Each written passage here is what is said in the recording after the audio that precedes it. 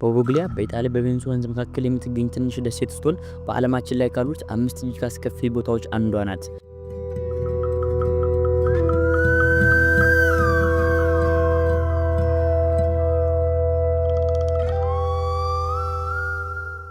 ደሴቲቱ በከፍተኛ ደረጃ እውቅናን ያገኘች በሮማውያን ዘመን በጥቁር ሞት ወይም በብላክ ዴዝ በተባለው ወረርሽኝ ነበር። ጥቁር ሞት በዓለማችን ላይ ከተከሰቱ እጅግ አስከፊ ወረርሽኞች አንዱ ነበር። በጊዜው ሮማውያንም የዚህ ወረርሽኝ ተካፋዮች ነበሩ። ፖቮግሊያ ደሴትም ታሪኳ ከደሴትነት ወደ ሲኦልነት የተቀየረው በዚህ ወረርሽኝ ምክንያት ነበር።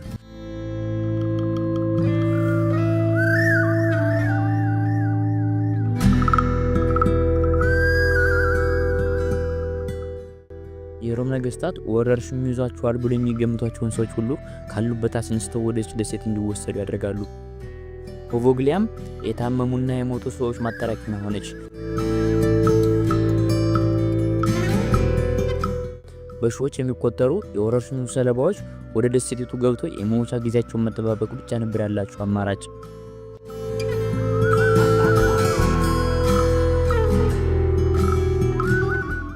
የበሽታውን ስርጭት ለመከላከል በሺዎች የሚቆጠሩ በጅምላ ተቀብረዋል። በሺዎች የሚቆጠሩ ደግሞ ሬሳቸው እንዲቃጠል ተደርጓል።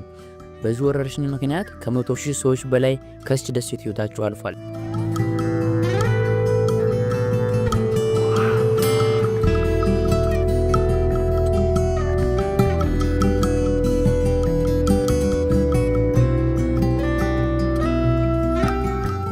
በጣም ብዙ ሰዎች ከሞታቸው የተነሳ የደሴቲቱ 50% የሚሆነው የአፈር ክፍል በሰው ልጅ አጽም የተሞላ ነው።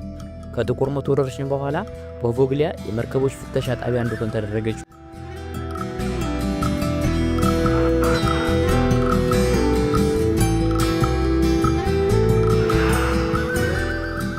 ሆኖም ግን ለፍተሻ የተላኩ ሰዎች በሰላም መኖር አልቻሉም።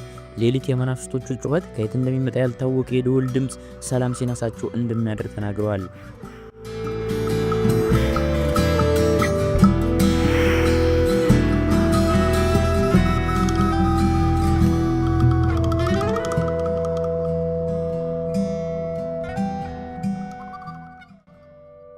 ለጣቢያነት ማገልገል ከጀመረች ከተወሰኑ ዓመታት በኋላ የተቀጠሩ ሰራተኞች ባልታወቀ ወረርሽኝ ምክንያት ህይወታቸውን አጡ።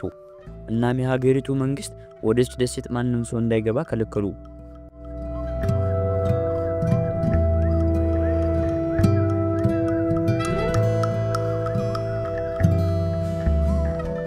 አስፈሪ ታሪክ ቢኖራትም ደሴቷን ለማልማት ብዙ ሙከራዎች ተደርገዋል። እንደ አውሮፓውያን አቆጣጠር በ2014 ደሴቲቱን ወደ ቅንጦት ሪዞርትነት ለመቀየር የሀገሪቱ ባለሀብቶች ስራ ጀመሩ። ነገር ግን ባልታወቀ ምክንያት ተቋርጦ ቀረ። እናም ይህች ደሴት እስካሁን ድረስ ሰው አልባ ሆና ትገኛለች። ማንም ሰው ወደች ደሴት እንዲሄድም አይፈቀድለትም።